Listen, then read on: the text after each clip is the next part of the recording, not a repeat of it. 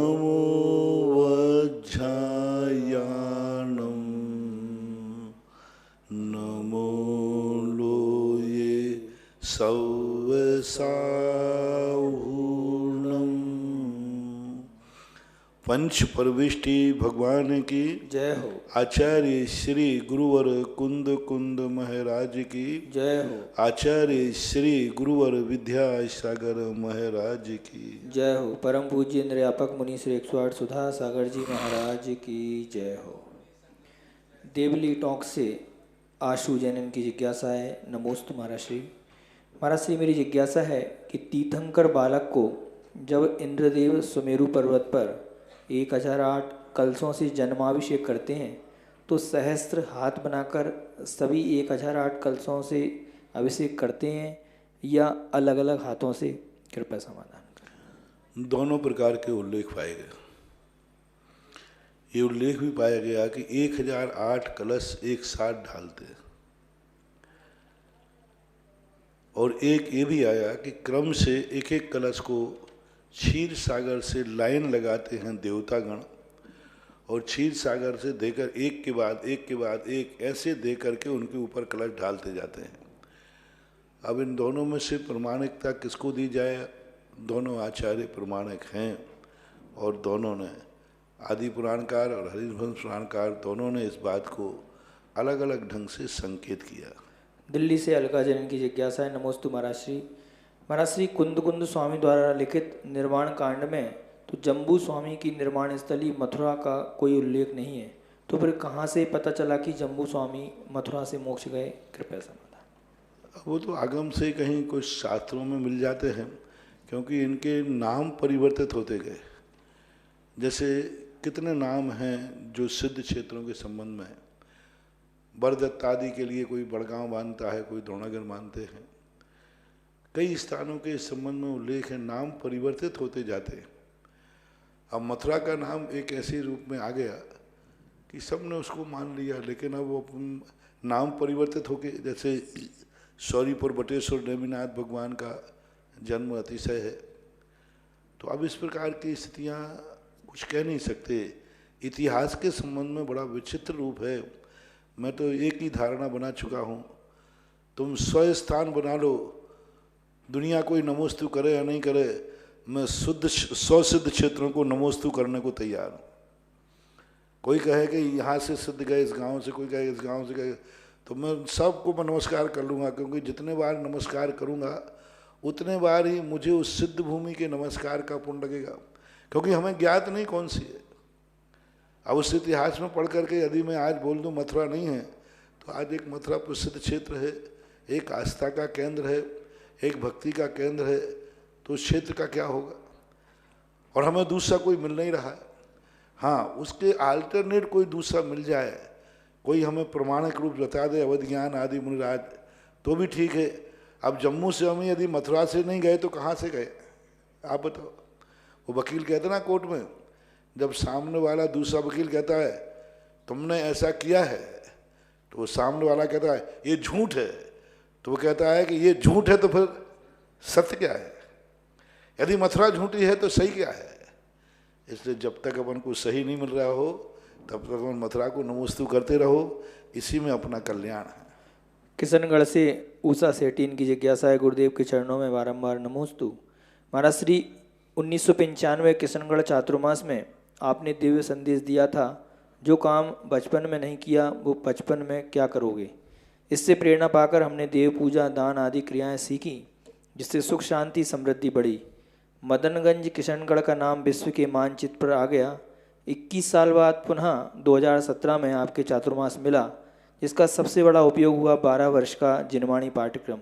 जिनवाणी रूपी 12 वर्ष की खाद्य सामग्री आपने हमें प्रदान की। महाराज श्री, मेरी जिज्ञासा है कि 12 वर्ष की इस खाद्य सामग्री को हम लोग कैसे पचाएं, पचाने का तरीका समझाइए। एक और भूल गया, किशनगढ़ की एक और उपलब्धि थी, बालिका छात्रावास की स्थापना, वो भी वहीं से हुई थी। पहली बार इतिहास में कन्याओं को शास्त्री बनाने का उपक्रम चालू हुआ। हाँ, दूसरा ज्ञानोदय थे मुनि सुब्रत नाथ भगवान जगत विख्यात, सबसे ज़्यादा पावरफुल, शक्तिमान, एनर्जी से भरपूर सबसे बड़ी उपलब्धि किशनगढ़ चतुर्मास की भगवान मुनिष्यव्रत नाथ भगवान जो अभी इस समय ज्ञानोदय तीर्थ क्षेत्र पर विराजमान है। हाँ, वो तो इतिहास हो ही आएगा। तो इस प्रकार से अब उनका तो यही है, आपकी ये खुराक है कि आप अध्ययन करो, पढ़ो। पहले थोड़ा क्लिष्ट विषय था, अब मैंने कोर्स को बहुत सरल कर दिया। अब इससे ज़्यादा सरल कराओ तो फिर वो गैस पेपर मेरे से बनेंगे नहीं। लोग कहने महाराज जी आप तो एक सारांश निकाल दो उसमें। तो देखो, गैस पेपर और कुंजी पढ़ाना मेरा पर्पस नहीं है। मेरा पर्पस है मूल आचार्यों की गाथा ग्रंथों का स्वाध्याय। तो ये जो स्वाध्याय आपका है, इसको आप अध्ययन करिए, बहुत सरल है।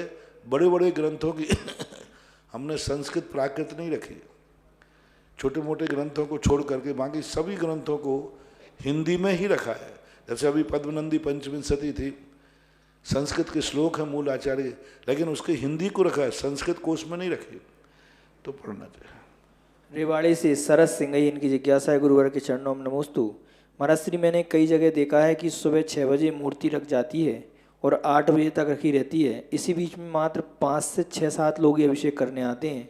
इस बीच में मूर्ति कम से कम 2 से 3 घंटे तक भगवान ऐसे ही विराजमान होते हैं। ये सारी व्यवस्थाएं आपकी कमेटी की हैं। कितने बार मैं बोल चुका हूँ, बहुत बड़ा दोष है जो भगवान को सुबह से उठा के रखे आया है गीले करने के, उसको चर्म रोग और जरूर होगा, खुजला खुजला के मर जाएगा दूसरा।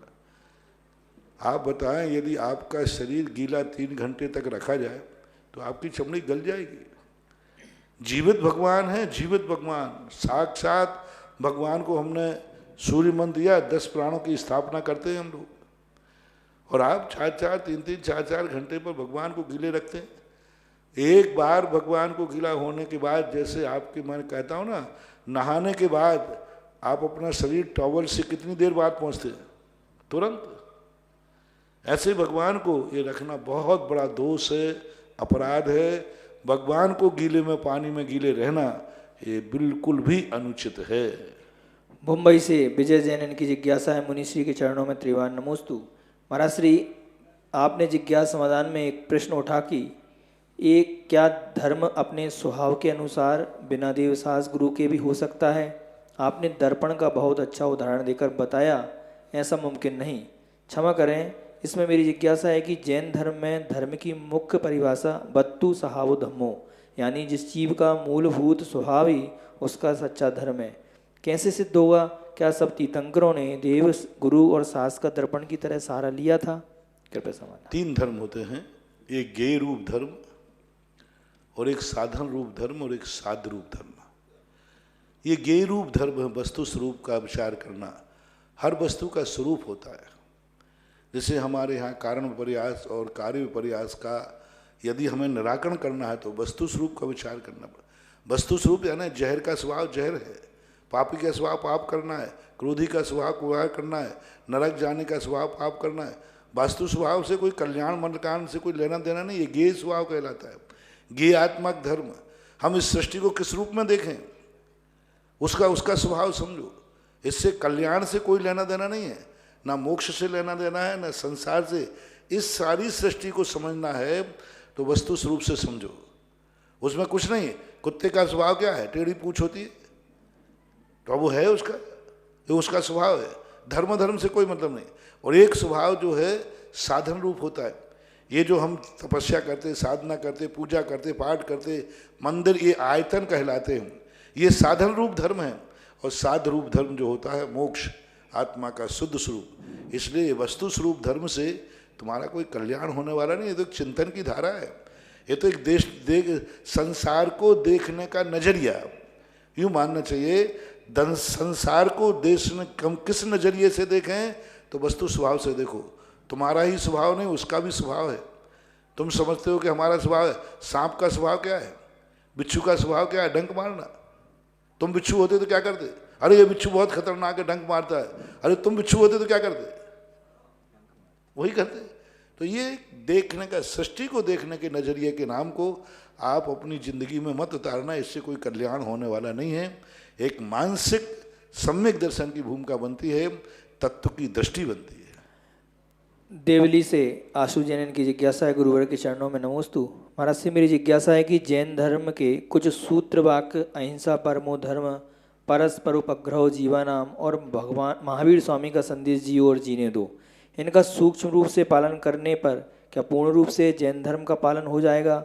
और इसी से महाराज श्री भगवान महावीर स्वामी का जो संदेश जियो और जीनो दो, उस क्रम के अनुसार पहले स्वयं के जीवन को बचाना है और फिर प्राणियों के जीवन की रक्षा करें, ऐसा मान सकते हैं क्या? फिर विशद व्याख्या देना, यदि आप इसी को कहना ये जियो और जीनो दो में काफ़ी सब कुछ है। आप जियो का अर्थ क्या? तुम जियो, अपने मन को भी संक्लेशित मत करो। जियो का अर्थ क्या? मरने का नाम नहीं है। मैं ऐसा कोई कार्य नहीं करूंगा जिससे मन में टेंशन हो, मन में विकल्प आए, शोक दुख आदि नहीं करेंगे। ये मन को जियो जीने देखो। आँखों को हम ऐसा कोई कार्य नहीं करेंगे जिससे आँखों को घात लगे। तो फिर इसकी विशद व्याख्या समझना पड़ेगी। हमारे जैन दर्शन में इतनी है, एक हर सूत्र में पूरा जैन दर्शन छुपा है, लेकिन फिर उसको उतना विस्तार से समझो। जियो का अर्थ क्या? मात अगले रोटी खा करके जीने का नाम नहीं है। जीने का अर्थ है 10 प्राणों को धक्का नहीं लगना चाहिए, 10 प्राणों में संक्लेश नहीं होना चाहिए। ये सब जियो जीने दो की परिभाषा में आएंगे। इसलिए यदि अपन विशद व्याख्या करेंगे, त्रिकाली व्याख्या करेंगे तो आ जाएगा। हम ऐसा कार्य नहीं करेंगे कि भविष्य में हम नरक चले जाएं। जियो, आप ऐसा कार्य नहीं करेंगे दुर्गति चले जाए। आप जियो, इज्जत के साथ जियो, अच्छी तरह जियो। तो हमारी विशद व्याख्याएं जब करेंगे तो जियो और जीने दो सूत्र पर पूरे संसार में जितने भी जिनवाणी में लिखा है सारे धर्म जियो और जीने दो में समान हो सकते हैं। यदि जियो और जीने दो पर यदि मैं प्रवचन देना शुरू कर जाऊं तो साल भर भी लग जाए तो भी पूरा नहीं हो पाएगा, क्योंकि सब इसमें गर्भित हो जाएंगे। जितने भी धर्म है सब जियो में सब गर्भित हो जाएंगे। देख के चलना, देख के खाना, पूजन करना, अभिषेक करना, ये सब जीने के तरीके हैं। अच्छे इज्जत के साथ जीने के तरीके हैं। कल हमारा दुर्गति ना हो, हम अच्छी तरह जिएंगे, इसलिए हम आपको अभिषेक, सब जुड़ जाएंगे, उसमें कोई बाधा नहीं है। गांधीनगर ललितपुर से श्रीमती सविता जैन की जिज्ञासा है, गुरुवर के चरणों में नमोस्तु। महाराज जी मेरी जिज्ञासा है कि रामायण में रावण जब सीता का हरण करने जाता है तो राम को पता चल जाता है कि वह राम सीता को अग्निदेव के पास भेज देते हैं और सीता का प्रतिबिंब रूप रावण हरण कर ले जाता है। राम के जब ऐसा मालूम होता है तब वे इतने दुखी होते हैं हुए हनुमान आदि से सहायता क्यों लेते हैं अपने धर्म? इस संबंध में मतांतरों की बातें हैं। जैन दर्शन में ऐसा कोई वर्णन नहीं है। अब उस मत की बातों में अपन कुछ इसमें कोई टीका टिप्पणी नहीं कर सकते। वो वैष्णव दर्शन में उनको एक लीला पुरुष कहा गया, वे एक अवतार पुरुष है। वो मानव का रूप धारण करने उसे मानवीय लीला खेलना पड़ेगी, लेकिन अंतरंग से तो वो जानते हैं। जैसे मैंने कहा था ना, एक नाटक करने वाला सारी दुनिया को वही नाटक दिखाता है जो पात्र है। रोना है तो रोता है, आप पिक्चर में देखते हैं, रोना है तो रोता है, लेकिन वो अंदर से नहीं रो रहा है। इसी प्रकार जब अवतार पुरुष लेते तो बाहर से सबको रोता हुआ दिख रहा है, अंदर से रामचंद्र जी नहीं रो रहे हैं, दुखी नहीं है, लेकिन बाहर से दिख रहे हैं, क्योंकि अब वो तो नाटक करना है तो करना ही है। ऐसा जबलपुर से संजय मीना जैन की जिज्ञासा है, गुरुवर के चरणों में पूरे परिवार सहित त्रिवार नमोस्तु। महाराज से मेरी जिज्ञासा है कि जबलपुर में एक जैन परिवार के 7 लोग कोरोना के पॉजिटिव पाए गए। उसका कारण उनके घर में एक काम करने वाली बाई से सभी को संक्रमण फैला। महाराज जी, बहुत आश्चर्य की बात है कि जब संपूर्ण भारत में प्रतिदिन लोग कोरोना महामारी से सुरक्षित दूरी बनाकर अपने घर रहकर अत्यधिक समय होने पर भी घर के सारे काम स्वयं कर रहे हैं, तब ऐसे लोगों की नौकरशाही क्या जरूरी है? मैंने शुरुआत में ही सबसे कह दिया था कि जैनियों के यहाँ 2 कारणों से फैलेगा। एक तो सब्जी, दूध, और दूसरा है नौकरानी, क्योंकि ये सबसे ज़्यादा सेठ बनते हैं जैनी। इन दोनों से बच के रहना है, दोनों से सावधान रहो। आज जितने जैनियों के फैल रहा है, कोई सब्जी दूध आदि से फैलता है, और जितने भी नौकर नौकरानी, सारे सेठों से सेठानियों से मेरा कहना है कि इस समय तुम खुद ही नौकर बन जाओ, अपने खुद की सेवा करो, मत बुलाओ इन नौकरानियों को। अपने घर से बाहर से कोई भी व्यक्ति आता है मत बुलाओ, यहाँ तक कि लैट्रिन बाथरूम भी तुम स्वयं साफ करो, मत बुलाओ उनसे, बन जाओ स्वयं सेवक। लैट्रिन बाथरूम भी बाहर से यदि आता है साफ करने वाला तो मत बुलाओ, झाड़ू लगाने वाले बाहर को मत बुलाओ, रोटी बनाने वाले को मत बुलाओ, नौकर को घर में आने दे। जो नौकर वहीं रह रहे हैं, जो घर से बाहर नहीं जाते हैं, वहीं रह रहे हैं, उनसे सेवा लेने में कोई बाधा नहीं। बाहर से मत बुलाओ। देखो मैं क्षेत्र के ऊपर भी सबसे कह दिया, अभी माइक वाला कह तो मैं अकेला बचा, मैंने कहा तू भी चला जा तो भी कोई बात नहीं, माइक बंद हो जाए लेकिन बाहर वाला मत बुलाओ। क्योंकि जब ये सब सपन जान रहे हैं, आंखों देखी मक्खी क्यों खा रहे हो, मानो में कि ये खतरनाक बीमारी है, किसी को भी टच। अभी दिल्ली के अंदर हो गया, बता दे किसको, उनके पिताजी को था, दोनों बेटों को हो गया, मम्मी पिताजी को था, दोनों बेटों के लिए हो गया। अब बताओ कैसे करें, कुछ नहीं देख रहा है, इतना बड़े आदमी है, बहुत बड़े आदमी। मत करो, नौकरों को बिल्कुल मत आने दो, झाड़ू पोंछा बिल्कुल बंद कराओ, अपने हाथ से झाड़ू पोंछा करो, नहीं मत बनो सेठानी, मत बनो सेठानी। थोड़ी लॉकडाउन के अंदर थोड़ा सा सेवा, कोई दूसरे की सेवा नहीं कर रहे हो, अपने परिवार की सेवा कर रहे हो। सब्जियां वगैरह भी लो तो बहुत सावधानी से लो, बहुत सावधानी से लो। डायरेक्ट सीधे सब्जी वाले से सब्जियां मत लो। आपको मैंने कहा था सब्जी पहली बात तो खेतों से अपने कोई परिचित वाले हों उनसे लो, उनसे भी लो, तो सब्जी को छुओ मत। एक टैक्सी में, ऑटो रिक्शा पे कैसे भी करके एक बाल्टी की पानी ले जाओ और एक बाल्टी ले जाओ प्लास्टिक की, और उससे सब्जी कहो कि पानी में डाल दो। थैली मत सको छुओ, ये प्लास्टिक की थैलियों में सब्जी आ रही, ये भी मत लो। आप तो एक पानी का कैन लेके जाओ, दूध के कैन आते हैं, नहीं है तो एक कैन ले जाओ और एक बाल्टी ले जाओ, स्कूटर पर रख करके पानी डाल दो उसमें, और उससे कहना है सब्जी इसमें डाल दो। उसके सीधी डायरेक्ट कोई सब्जी मत छुओ, सीधा पानी में डाल दो, और पानी में डाल करके फिर उनको अपने घर लाओ या वहीं पर धो करके, और फिर थैली में आप रखिए, अपने खुद के थैले में। क्योंकि पानी में जाते ही यह जो जीवाणु है तुरंत समाप्त हो जाता है, संक्रमित नहीं हो पाता। इसलिए पानी का प्रयोग करो सब्जियों के लिए, और नौकरों के लिए तो बिल्कुल बंद करो, जिनके घरों में अभी भी आ रहे हों, क्योंकि अब बहुत दिन प्रतिदिन खतरा बढ़ रहा है। जैसे जैसे लॉकडाउन थोड़ा ढीला होगा वैसे वैसे आप अपने घरों में बाहर के लोग को मत आने दें, नौकर नौकरानी को ना आने दें। बड़े से बड़े कोई सेठ भी हों तो भी उनसे कहना है कुछ तुम्हारी इज्जत नहीं जाएगी। इस समय मात्र जिंदगी बचाना ही सबसे बड़ा पुरुषार्थ है। बता दें तुम्हारे के रतनलाल कोई टाटा हैं, उन्होंने एक ही शब्द कहा, सबसे बड़ा व्यापार है इस समय जीवन बचाना, सबसे बड़ा पुरुषार्थ है जीवन बचाना, सबसे बड़ी कमाई है जीवन बचाना, सबसे बड़ा सोच है जीवन बचाना। कुछ मत सोचो, मात्र एक सोचो कि हम और अपने परिवार को कैसे जीवित रख सकते हैं। सबसे बड़ी साधना है जीवित रहना।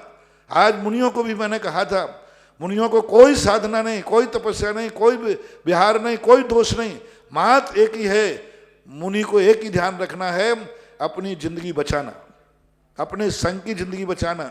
आप लोगों का काम है, कोई काम नहीं है, मात्र अपनी जिंदगी बचाओ। क्योंकि अकाल में मर करके, ऐसी बीमारियों के साथ मर करके कोई सदगति होने वाली नहीं। ये समाधि भी नहीं करने देगा, ये तो घोंटता है गला पकड़ के श्वास को, तुम समाधि क्या कर पाओगे? संकलेश के अलावा कुछ नहीं। तुम कहो हमें हो जाएगा तो मैं तो समाधि लूंगा, अरे ये समाधि लेने देगा तब नहीं, समाधि वो तो श्वास को रोकता है, आपको तत्व चिंतन ही नहीं करने देगा। तो सबसे कहना, सब साधु संत जहां हैं, सारी समाज से कहना है, उन साधु संतों को बहुत अच्छा सेवा करो, बहुत बढ़िया रखो, उनको भागने की आकुलता ना हो, उनको विहार करने की मजबूरी नहीं हो। अंततः वे वहाँ रुके हुए साधु इतने परेशान हो जाएंगे, मजबूरी में विहार करना पड़े, तो ये सारा दोष, किसी साधु को कुछ हो गया विहार करते, सारा दोष तुम्हारे ऊपर जाएगा, और साधु को भी आत्मघात का दोष आएगा। यदि इतना जब सामने सरकार कह रही, कानून कह रहा है, डॉक्टर कह रहे हैं कि ये आत्मघाती बीमारी है, और फिर भी तुम जाओगे तो साधु जाता है तो वो आत्महत्या का दोषी है, और श्रावक से परेशान होकर जाता है तो श्रावक को भी एक साधु की हत्या का दोष आएगा। इसलिए दोनों को मेरा कहना है, और सेठ लोगों से मेरा कहना है, मत मरो इस तरीके से। इतने बड़े आदमी के लिए परिवार में जाओ चारों बेटों, बाप को, बेटे को, जैन को कोरोना हो गया। क्यों हो गया? अभी जो इन्होंने बताया, कौन का? जबलपुर का। मात्र एक नौकरान झाड़ू लगाने वाले से, अब बताओ, झाड़ू स्वयं लगा रहे थे, 7 लोग कोरोना से ग्रसित हो गए। तो ये चीजें बहुत अच्छी, मैं पहले ही कह चुका हूं, सबसे कह रहा हूं, ये दोनों चीजों है। दूध की थैली लाओ वहां से, तो दूध की थैली पैक आ रही है, लेकिन उसको पानी में डालो पहले, थैली डायरेक्ट मत हाथ में लो। दूध लेने आप जा रहे हो, थैली का ला रहे हो मान लीजिए, तो पैक, तो आप सीधा बाल्टी ले जाइए, पानी में डाल दीजिए, डायरेक्ट मत छूइए। सांगानेर जयपुर से सरोज जैन की जिज्ञासा है, गुरुवर के चरणों में नमोस्तु। महाराज श्री, आपकी मंगल देशना में आपने कोरोना महामारी के समय जो राजकीय कर्मचारी सेवा में कार्यरत हैं उनके लिए कहा कि वर्तमान में वह घर बैठे वेतन ले रहे हैं, पर यह नहीं कह रहे कि हम इस समय के वेतन का क्या करेंगे। लेकिन गुरुवर, सरकारी सेवा में कार्यरत कार्मिकों की वर्तमान समय में 12-12 घंटे की ड्यूटी, भोजन व्यवस्था, क्वारंटाइन, बालों की देखभाल आदि में लग रहे हैं, रविवार का भी अवकाश नहीं ले रहे हैं। मेरी जिज्ञासा है कि जिन लोगों के द्वारा भोजन आदि अन्य सामग्री गरीबों की सहायता दी जा रही है, वे लोग कभी उनके लिए आभार व्यक्त नहीं करते, बल्कि कभी भी कमी भी निकालते हैं। उनके ऐसे कौन से कर्म का होते हैं? ऐसी बात नहीं है, कोई नहीं, ये सब बातें कोई एकाध देखो, एकाध दो तो कितने हो। रावण जैसे व्यक्ति कंस पे कितने उपकार करो। सारा भारत डॉक्टरों के प्रति, नौकरी पेशा करने वाले जो ड्यूटी दे रहे हैं उनके प्रति पूरा वफादार है देश। अरे अभी आज तक किसी के ऊपर, किसी की सेवा के ऊपर हेलीकॉप्टर से पुष्पवृष्टि नहीं की गई, और राष्ट्र ने हेलीकॉप्टर पुष्पवृष्टि करके डॉक्टरों को और जो सेवा देने वाले कर्मचारियों का सम्मान किया। सब कर रहे हैं, साधु संत कर रहे हैं। मैं तो बार बार बोल रहा हूँ कि इनके पुलिस वालों को, डॉक्टरों को जो ड्यूटी पे लगा दिया है, मास्टर, इंजीनियर, इन सब के प्रति भावनाएं भाव, और सब भा रहे हैं, ऐसी बात नहीं। आप नेगेटिव सोच मत करें। कोई एकाध दो कोई बात अलग है, देखिए तो कोई अपवाद सब जगह होता है। 99% हमारा भारत देश उनके साथ है जो ऐसे मौके पर अपनी ड्यूटी दे रहे हैं। 99% है, 99.99% है। कोई पॉइंट में है वो बात अलग है, और जो है उनसे भी मेरा कहना है, इनको देखो ये ड्यूटियां दे रहे हैं। अभी एक आंगनवाड़ी की महिला का नाम आया, बता दें, जैन का, 40 दिन से वो कोरोना की ड्यूटी दे रही है। अब अनायास उसकी मृत्यु हो गई। अब मृत्यु कैसे हुई, कैसे हुई, वो तो खुलासा नहीं है। तो ये भी अपना एक बलिदान है। एक जब युद्ध में कोई शहीद होता है तो उसे शहीद स्मारक बनाते, शहीद कहते हैं, और सब लोग उसको, इसी प्रकार कोरोना में लोगों को बचाते बचाते जो कोरोना ग्रस्त होकर के मर रहे हैं, ये भी शहीद से कम नहीं है।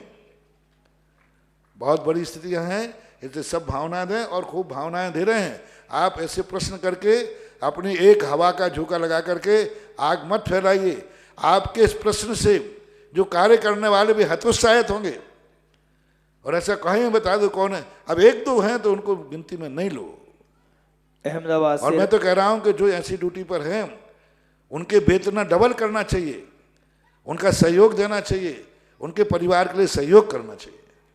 अहमदाबाद से राजेश जैन की जिज्ञासा है, गुरुवर के चरणों में नमोस्तु। महाराज श्री, दर्शन मोहिनी की 3 भेद में मिथ्यात्व और सम्यक मिथ्यात्व सम्यक दर्शन का घात करते हैं, लेकिन सम्यक प्रकृति कैसे सम्यक दर्शन का घात करती है? कृपया समाधान। सम्यक प्रति सम्यक दर्शन का घात नहीं करती, क्योंकि पूज्यवर पूज्यपाद स्वामी ने श्री सलवार सिद्धि में कहा कि जब 3 टुकड़े होते हैं मिथ्यात्व के, तब सम्यक प्रकृति मिथ्यात्व सम्यक मिथ्यात्व से अनंत गुणीहीन हो जाती है।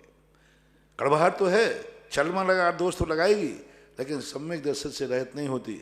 इसके लिए उदाहरण ही मान लो, मेथी कड़वी होती है, लेकिन उसको महिलाएं बार बार धोती हैं। 3-4 बार धोने से उसकी कड़वाहट कम हो जाती है, तो खाने में आ जाती है।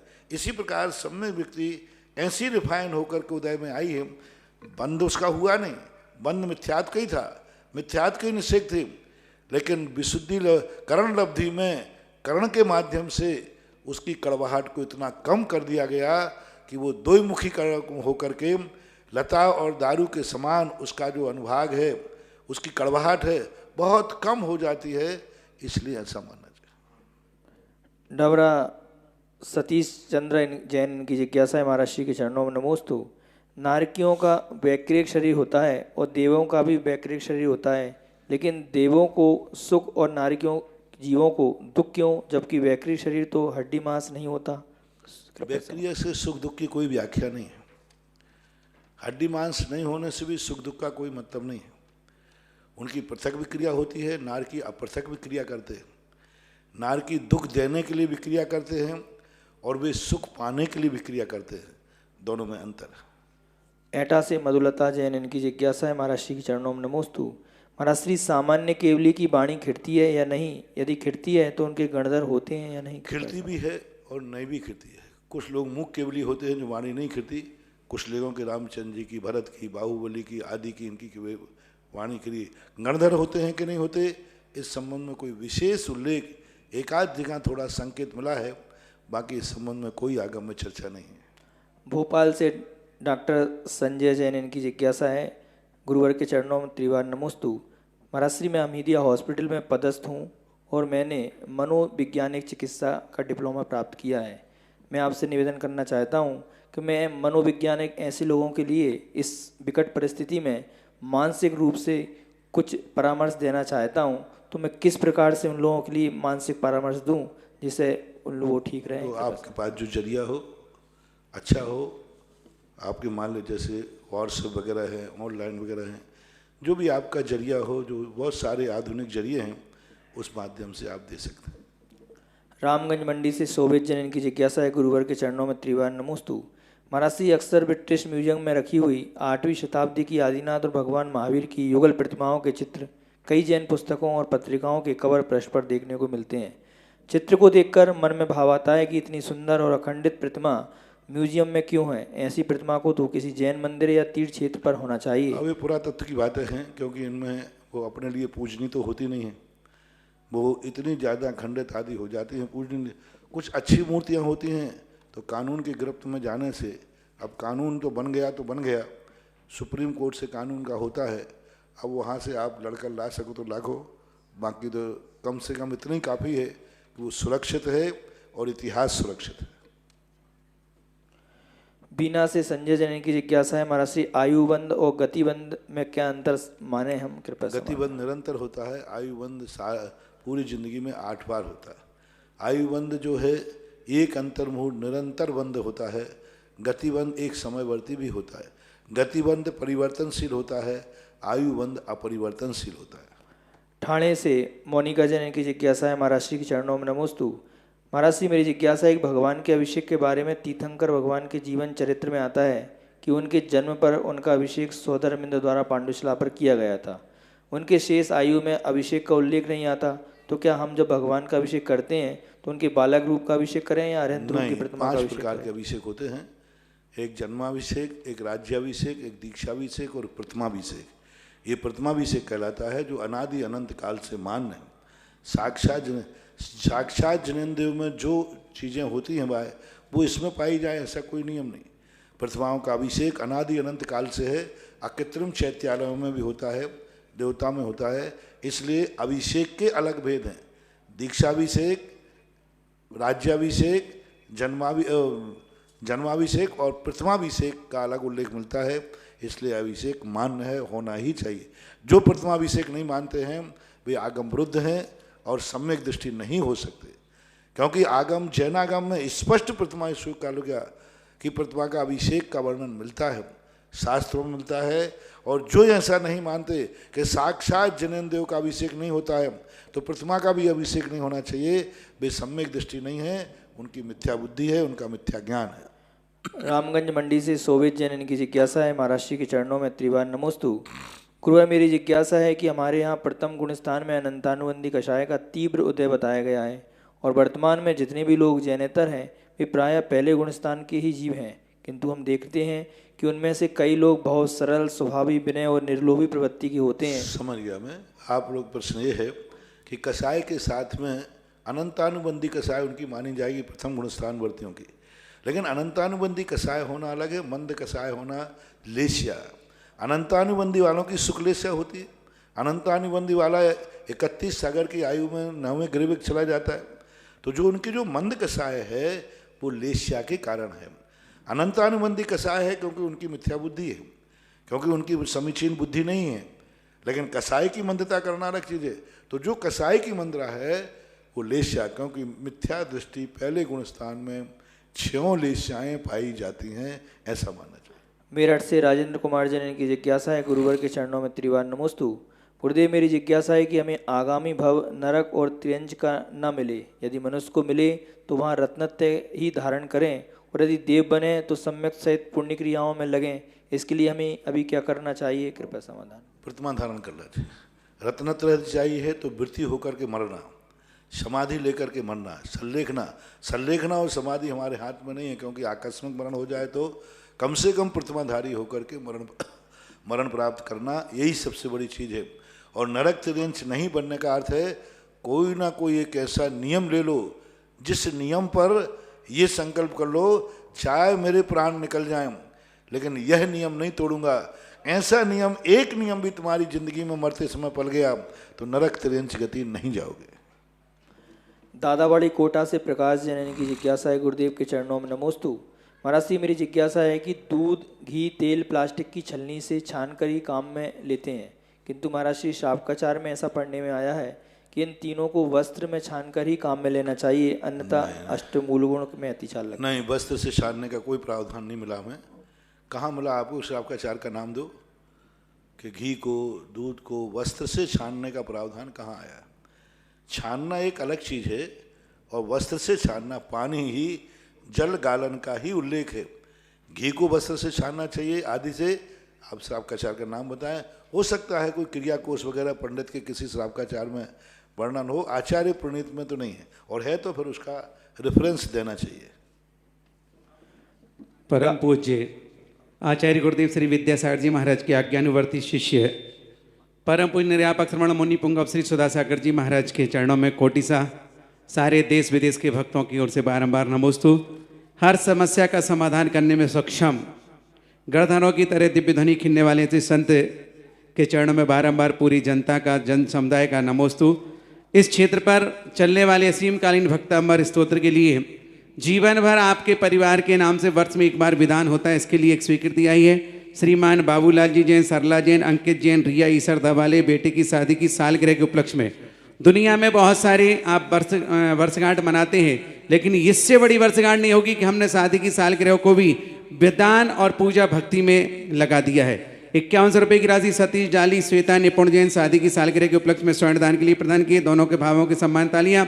महाराज इसी संदर्भित एक प्रश्न है कि महाराज श्री के चरणों में नमोस्तु। हमारी प्रिय पुत्री कृति जैन, धर्मपत्नी निशांत जैन, पुणे निवासी, भिलाई दुर्ग प्रवासी, छत्तीसगढ़ को पुत्री के जन्म दिवस के उपलक्ष्य में तीर्थ रक्षक बनना चाहते हैं। महाराज श्री, इनकी एक व्यथा है कि कृति जैन को जब गर्भावस्था में कुछ प्रेगनेंसी संबंधी कॉम्प्लिकेशन हुआ था, उस समय दिसंबर महीने में हमने तपोदय तीर्थ बिजौलिया में आपके मुखारविंद से शांति धारा कराई और उसका परिणाम ये निकला कि 16 मार्च को कृति जैन ने स्वस्थ पुत्री को जन्म दिया। इसलिए हम आपकी कृतज्ञता ज्ञापित करते हैं और आपसे ये भावना भाते हैं कि गुरुवर ऐसी ही कृपा दृष्टि हम भक्तों पर बनी रहे। और उन्होंने तीर्थ रक्षक में अपनी स्वीकृति प्रदान की। एक बार उनके भावों के सम्मान में जोरदार ताली हो जाएंगे। और अगली जिज्ञासा है केकड़ी से शुभम सोनी, गुरुवर के चरणों में मेरा त्रिवार नमोस्तु। महाराज श्री, मेरी जिज्ञासा है कि किसी का घर का निर्माण चलता है या कोई नया मकान होता है, उस पर लोग काली मटकी या काला सामान लगाना उचित है क्या? अगर कोई लगाने की बोलता है तो ये कहाँ तक सत्य है? ये तंत्र विद्या के अंतर्गत आता है। 3 विद्याएं होती, मंत्र, तंत्र और यंत्र। तंत्र विद्या में इस प्रकार के उल्लेख मिलते हैं, शास्त्रों में भी मिलते हैं। तो ये तांत्रिक रूप से साइकोलॉजी इफेक्ट, यदि आपकी ऐसी साइकोलॉजी नहीं है तो आप मत लगाइए, लेकिन यदि साइकोलॉजी है तो इसके लिए हम लोक व्यवहार में आते हैं, मिथ्यात्व की कोटि में नहीं आएगा। एक लोक तंत्र विद्या के अंदर ऐसी चीज़ों का प्रयोग होता है।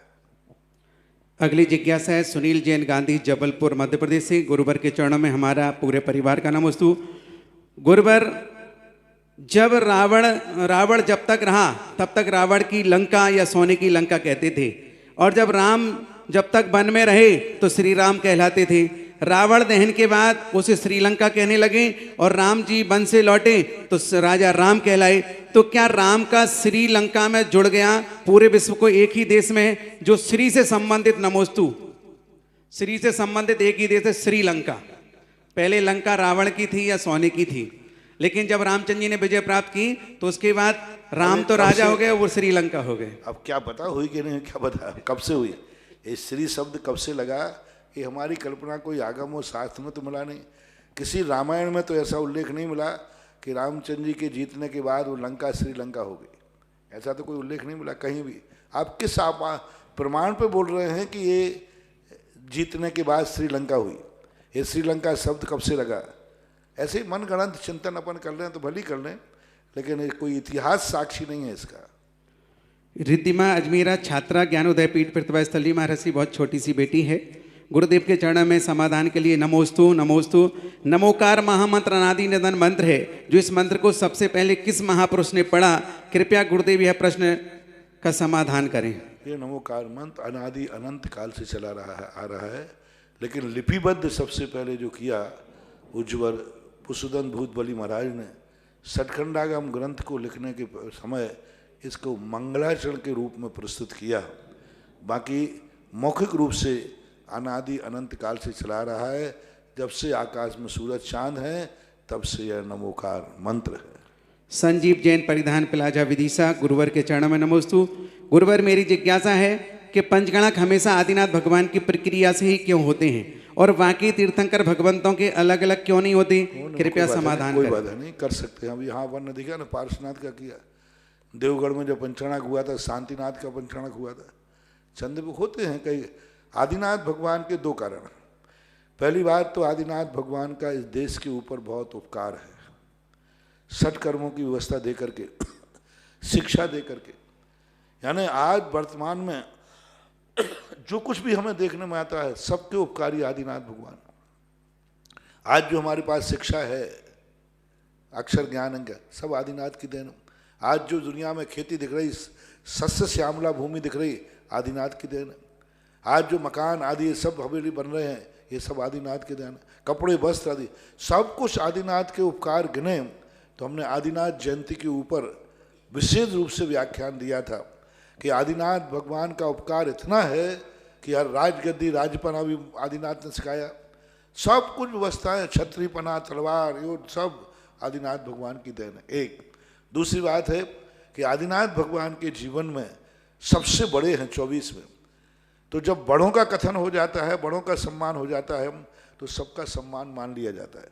जैसे आप आचार्य श्री के संग में जाते हैं तो वहाँ 35-40 महाराज हैं, मान लो 50 महाराज हैं, तो 50 महाराज पूजनीय हैं कि नहीं, पहले बताओ? हैं। तो अकेला एक ही श्रीफल क्यों आचार्य श्री को चढ़ाते, 50 को नहीं चढ़ाते? अब जाओ तो ऐसा करना, 50 श्रीफल पीठ पे लगे रख के जाना, सबको एक एक चढ़ाना। महाराज है, मुनि महाराज है, लेकिन व्यवहार की दृष्टि से बड़ों को पूजा कर लिया, छोटों को चढ़ा दिया, बड़े को नहीं चढ़ाया तो दोष है। मान लो वहां जाकर के आप श्रीफल लेके गए और आचार्य से अकेले को चढ़ा दिया अर्घ, और शेष को नहीं चढ़ाया तो चलेगा कि नहीं? चलते ही। अब शेष को चढ़ा दिया और आचार्य को नहीं चढ़ाया तो फिर नहीं चलेगा, अच्छा नहीं माना जाएगा। तो जो बड़ा होता है उस बड़े का सम्मान कर लेने से सबका सम्मान माना जाता है। आपके यहाँ से कहीं से निमंत्रण आता है तो उस निमंत्रण पर मुखिया का नाम लिखा रहता है कि पूरे घर का, लेकिन जीव ने तो पूरे घर वाले पहुंचते हो, पीछे लिखा रहता है सा परिवार तो लिख देते बस ऐसे। तो इसी प्रकार से जब आप बड़े हैं भगवान ऋषभ देव, तो उनका सम्मान होने से सबका सम्मान हो जाता है, क्योंकि वो बड़े हैं। ये दो कारणों से उनका करते हैं। उनके जीवन में ऐसी घटना है जो मंचन करने पर शिक्षाप्रद होता है। अब अन्य जीवन को हम क्या उनको मंचन करें तो क्या करें, शिक्षा क्या मिलने वाली? ऋषभ देव के तो हर कल्याणक में शिक्षा मिलती है, राज व्यवस्था की शिक्षा मिलती है। अब दूसरे भगवानों से हम क्या शिक्षा लें? संसार संबंधी कोई शिक्षा नहीं, इसलिए ऋषभ देव को मनाते हैं। वैसे करने में कोई बाधा नहीं है, आप लोग करना चाहें तो कर सकते हैं। श्रीमती रानी सेठ मेहरोनी, गुरुवर के चरण में नमोस्तु। दो प्रतिमाधारी गृहस्थ को सामायिक में क्या क्या करना चाहिए एवं सामायिक ध्यान चिंतन मनन में क्या अंतर है? अभी मैंने बता दिया था, एक दिन बताया था कि सामायिक प्रतिमा के लिए व्यक्ति करने वाले को अलग अलग ढंग से होते हैं। पहला तो सामायिक प्रतिमा का अर्थ ही है मात इतनी शावद्य की निवृत्ति, मन से कोई पाप नहीं करना, वचन से कोई पाप नहीं करना, काया से कोई पाप नहीं करना, बस इतनी काफी है। ये सामान्य व्याख्या है इसकी। सावध निर्वृत्ति, बस वो कुछ नहीं। मन में कोई बुरा भाव नहीं लाना, बस कुछ सोचो मत, अच्छा करो या नहीं करो, अच्छा सोचो या नहीं सोचो, बस बुरा नहीं सोचना। वचन से अच्छा बोलो या ना बोलो, बुरा नहीं बोलना, बस मौन। शरीर को प्रवृत्ति नहीं करना, कोई हिंसा नहीं करना। सावध की निर्वृत्ति का नाम ही सामायिक है। इसे मिथ्या दृष्टि अभव्य भी कर सकता है। दूसरी है जो सम्यक दृष्टि है, भव्य है, वो फिर उसको दो रूप में सामायिक करेगा, एक चिंतन के रूप में और एक करेगा जाप के रूप में, आराधना के रूप में। क्योंकि स्वयं आत्मा का चिंतन, स्वयं तत्व का चिंतन नहीं कर सकता, तो वो अपने आराध्य का चिंतन करेगा, अपने भगवान का ध्यान करेगा, अपने गुरु का ध्यान करेगा, नमोकार मंत्र का जाप करेगा। इसी में दूसरे तरफ कोई लोग हैं जाप के साथ साथ चिंतन करेंगे, अनंत भगवान के 46 मूल गुणों का चिंतन करेंगे, उनके स्वरूप का चिंतन करेंगे। तीसरी जो सामायिक होती है वो बहुत निर्विकल्प, जो महामुनिराज होते हैं, महाज्ञान, वो निर्विकल्प होने के लिए ना तो जाप करते हैं ना चिंतन करते हैं, मात निर्विकल्प होते जाते हैं, अपनी कसायों को इतना मंद करते जाते हैं, वो कसाय सामायिक में वो भी होता है। तो इस प्रकार की सामायिक होना है। आप गृहस्थों के लिए दो ही सामायिक हैं। पहली सामायिक तो सामायिक के समय कोई आरंभ परिग्रह नहीं, कोई प्रवृत्ति नहीं, मुंह से बोलना नहीं, कायों को हिलाना नहीं, मन को गलत कार्यों में ले नहीं जाना। सबसे बड़ी पुरुषार्थ सामायिक, सबसे बड़ी। इसके बाद यदि तुम्हारी शक्ति हो तो फिर जाप करो, तब तो चिंतन करो। कीर्ति मनीष जैन झांसू गुरुवर के चरणों में नमोस्तु। ज्ञान का दुरुपयोग किन किन कारणों से होता है, ज्ञान का सदुपयोग हम कैसे करें? ज्ञान के कारण मूल कारण है प्रमाद। प्रमाद के कारण व्यक्ति दुरुपयोग करता है, अज्ञान के कारण दुरुपयोग करता है, कसाय के कारण दुरुपयोग करता है। नाना प्रकार के लोभ हैं। मूल अपना कसाय है क्रोध, मान, माया, लोभ। कभी क्रोध में ज्ञान का दुरुपयोग कर लेता है, गुस्से में इतना आ जाए कि किताब फाड़ के फेंक दे, गुस्से में इतना आ जाए कि मास्टर को ही गाली दे दे, गुरु को ही बुरे भाव कर ले, मान में कहीं अपमान हो जाए तो भी वह ज्ञान का अपमान कर सकता है, मायाचारी में, लोभ में। तो ये मुख्य कारण है। प्रीति बिलाला उज्जैन नमोस्तु गुरुवर। साथी से पुण्य क्या होता है, वह कब बनता है और इसके बनने पर फल क्या मिलता है? सातिशय पुण्य का अर्थ होता है, हालांकि आगम में सातिशय पुण्य के नाम से व्याख्या नहीं की गई। आगम में जो शब्द किया, पुण्यानुबंधी पुण्य के नाम से इसको कहा जाता है। दो प्रकार के पुण्य होते हैं, एक पापानुबंधी पुण्य और एक पुण्यानुबंधी पुण्य। पापानुबंधी पुण्य वह कहलाता है जिस पुण्य कर्म के उदय से पाप करने का भाव है। जैसे किसी के पास 1 लाख रुपया है, अब वो 1 लाख रुपया पुण्य से आया लेकिन पाप में खर्च करने का भाव हो रहा है। जैसे इस समय देखो शराब, देखो सरकार अपनी आदतें जानती है। शराब की दुकानें खोलते ही लोग ना तो मौत देख रहे हैं, ना मरना देख रहे हैं, ना जीना देख रहे हैं, शराब के लिए रह रहे। अब सबको मालूम है कि सोशल डिस्टेंस रखना है, लेकिन शराब के नाम पर लाइन लगी। लोग कह रहे हैं देश गरीब है। 2 दिन के अंदर खरबों रुपए की शराब बिक गई, अरबों खरबों की शराब बिक गई। लोग कह रहे हैं गरीब है, लोग कह रहे हैं खाने को नहीं है, लोग कह रहे हैं दुनिया के बाद खाने को नहीं। 1 महीने में लॉकडाउन में खाने को नहीं बचा। अरे खाने को नहीं बचा, यहाँ शराब एक नगर में 50-50, 100-100 करोड़ की शराब बिकी। कल बता दे, पूरा डिटेल आया था। अब वो लोग कितने लोग कुछ मरने की चिंता नहीं कर रहे, कुछ भी नहीं उनको शराब के लिए। इतनी आज तक किसी भी दुकान पर किसी भी कार्य में लाइन नहीं लगी जितनी की शराब के लिए लगी। अब ये है पापानुबंधी पुण्य, यानी उनके पास पैसा है और पैसा लेकर के और वो पाप कर रहे हैं। सरकार ने भी जात पकड़ ली थी, 70 गुनी पहना, उस पर वो क्या लगा दिया, टैक्स लगा दिया। मैं तो कहता हूं 500 गुना लगाना चाहिए। 5, क्योंकि वो तो कहीं जाएंगे। हाँ, इन पे, बीड़ी पे, सिगरेट पे, गुटखे पर, शराब पर इतना महंगा कर दो, इतना महंगा कर दो कि गरीब वहां तक पहुंच ही नहीं पाए। इतना महंगा कर दो, शराब, गुटखा, तंबाकू, इन पर इतना टैक्स करो कि गरीब वहां तक खरीद ही ना पाए। इससे फायदा क्या होगा? सब सुधर जाएंगे। अब अमीरों के जो गलत पैसा पड़ा है पापानुबंधी पुण्य वो जाएगा। पुण्यानुबंधी पुण्य कहलाता है पैसा पुण्य में आया, पुण्य से आया और पुण्य में ही लगाएगा, पाप खर्च में नहीं जाएगा। 1 लाख रुपया उसने शराब में लगा दिया, इसने 1 लाख रुपया तीर्थ रक्षक बन गया। 1 लाख रुपया मंदिर में दान दे दिया, 1 लाख रुपये में अपने बच्चों की पढ़ाई करा दी, अपने बच्चों के काम है उपयोग में। वो पाप पुण्यानुबंधी पुण्य तो नहीं माना जाएगा, लेकिन पापानुबंधी पुण्य भी नहीं माना जाएगा। तो अपने पुण्य के उदय को, पुण्य के उदय से मिलने पर पुण्य का कार्य करना पुण्यानुबंधी या सातिशय पुण्य कहलाता है, और उसके उदय में पाप कार्य करना पापानुबंधी निरतिशय पुण्य कहलाता है। अगली जिज्ञासा है आपके परम भक्त समाचार जगत के मुख्य संपादक राजेंद्र के गोदा। गुरुवर के चरणों में सपरिवार नमस्तु। महाराज श्री, आपके आशीर्वाद से समाचार जगत न्यूज़पेपर को 40 वर्ष पूर्ण हो गए। महाराज श्री, आपके आशीर्वाद से 41वां साल भी प्रवेश कर चुका हूँ। मैं आपके चरणों में बारम्बार नमस्तु करते हुए प्रार्थना करता हूँ कि महाराज श्री, मैं निर्विकल्प रूप से समाज की और देश की सेवा बिना किसी स्वार्थ के हमेशा हमेशा करता रहूँ, ये पावन प्रीत भावना के साथ नमस्तु। एक ऐसी शक्ति है जो एक आज समाज के लिए, धर्म के लिए, तीर्थ क्षेत्रों के लिए काम कराने के लिए, बीच की कड़ी के लिए एक सशक्त साधन बन गए। जब भी कोई जैन समाज का व्यक्ति उलझता है, तीर्थ क्षेत्रों पर कोई समस्या आती है, राजनीतिक संबंधी समस्या आती है, प्रशासनिक संबंधी समस्या आती है, गोदा जी के पास हमेशा कुछ जाता है, वो कार्य उसके लिए समाधान करते हैं अपनी शक्ति प्रमाण, अपनी मर्यादा में। समाचार जगत कम से कम राजस्थान का तो एक पहला पेपर है जो दिगंबर जैनियों का इतने सालों से सेवा कर रहा है। भारत में भी मुझे इतना बड़ा पेपर, जैनियों का कोई पेपर ऐसा नहीं दिखा दिगंबर जैनियों का, जो दिगंबर जैनियों के रूप में अकेला व्यक्ति चला रहा हो। बहुत सारे पेपर चल रहे हैं, ट्रस्ट बनते हैं, ट्रस्टों से चलते हैं, बहुत सारे रहते हैं, लेकिन समाचार जगत जैन समाज, क्योंकि आज के युग में जिस समाज के पास मीडिया है वो समाज बहुत कुछ कर सकती है, बहुत कुछ। और जिस समाज के पास मीडिया नहीं है, समझ लेना चाहिए वो कहीं भी कोई भी उसको गाली दे सकता है, वो उसकी आवाज़ कोई सुनने वाला नहीं है।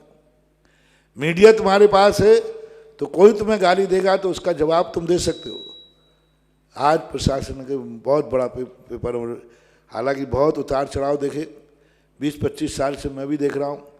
कई बार इस पेपर में बहुत कठिनाइयाँ सहन की, कई बार तो बंद होने की नौबत आई, बिकने की नौबत आई, छूटने की नौबत, लेकिन गोदा जी की जुगाड़ और उनका दिमाग के कारण कई बार इस समाचार जगत वेंटिलेटर पर पहुंच गया, क्योंकि गोदा जी मेरे से शुरू से जुड़े हैं।